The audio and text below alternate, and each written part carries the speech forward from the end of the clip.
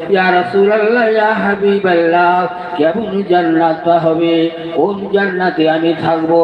আল্লাহ নবী বললেন, ও সাহাবী, আমি নবী মুহাম্মদ রাসূলুল্লাহ যে জান্নাতের ঘরে থাকবো, যে জান্নাতের ঘরে আমি বাস করবো, সেই জান্নাতের ঘরে বাস করবে। বলুন সুবহানাল্লাহ। আমার স্বামী রেখে দাও, খেয়াল করে রেখে দাও, তুমি মনে করে রেখে দাও, তোমার মহব্বতের খাতিরে আমার জান্নাতের সঙ্গে তোমার জান্নাত হবে। কিন্তু আমি হলাম নবী, আমি হলাম রাসূল, আমার জান্নাতের দরজাটা ছাড় হবে, আর তোমার দরজাটা ছাড় হবে। এখানে বোঝা গেল কি মাওলানারা ওয়াজ করছে ঠিক কথা, বুঝেছেন? যে নবীকে মহব্বত করলে পাওয়া যাবে, সবই জানা কথা। কবরে যাওয়ার পরে ফেরেশতা কি বলবেন? যে মান রব্বুকা, তোমার রব কি? সব আরবি হবে, আরবিতে বলবে, তারাও আরবিতে বলবে। ওয়ামান দীনুকা ওয়ামান নবিয়ুকা, তোমার দিন কি, কোন দিনে ছিলে তুমি দুনিয়ায়, তোমার নবীকে, তোমার রাসূলকে ধরে নিয়ে সব বলে দিল। আমার রব আল্লাহ, আমার দিন ইসলাম দিন, এবং বলে দিল আমার নবী মুহাম্মদুর রাসূলুল্লাহ সাল্লাল্লাহু আলাইহি ওয়াসাল্লাম বলে দিল।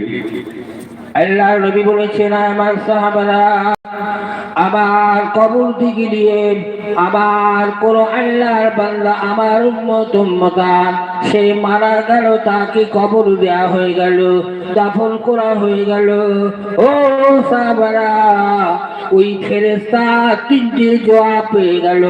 তারা রব হলো আল্লাহ, এবং দিন হলো ইসলাম, এবং তাহার নবী হলো মুহাম্মদুর রাসূলুল্লাহ সাল্লাল্লাহু আলাইহি ওয়াসাল্লাম।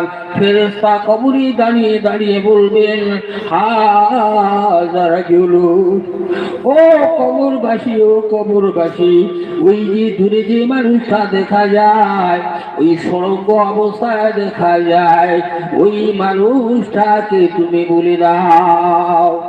ওই মানুষটা তখন বলবে কি, হালাদিরি হালাদিরি, ও আল্লাহ ফেরেশতারা, ওই মানুষকে চিনি না, ওই মানুষকে জানি না, ওই মানুষকে আমি বুঝি না, আমি বলতে পারবো না।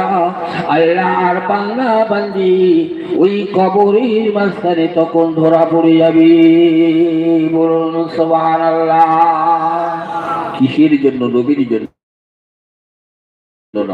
ধরা পড়ে যাবে, এই জন্য সুবহানাল্লাহ। নবীকে দেখানো হচ্ছে, বলতে পারছে না, বুঝে পেরেছেন? আমি আর একটা আয়াত দিয়েছিলাম, সে আয়াত কি, কুল ইন কুনতুম তুহিব্বুনাল্লাহ, আয় আমার নবী, আয় আমার রাসূল, কুল মানে বলে দাও, আমার ইস্তিকা বলা হয় আরবি থেকে। কুল, আল্লাহ তাআলা কোরআন পাকের মধ্যে বলছেন কুল, কাকে বলছেন? নবীকে বলছেন, রাসূল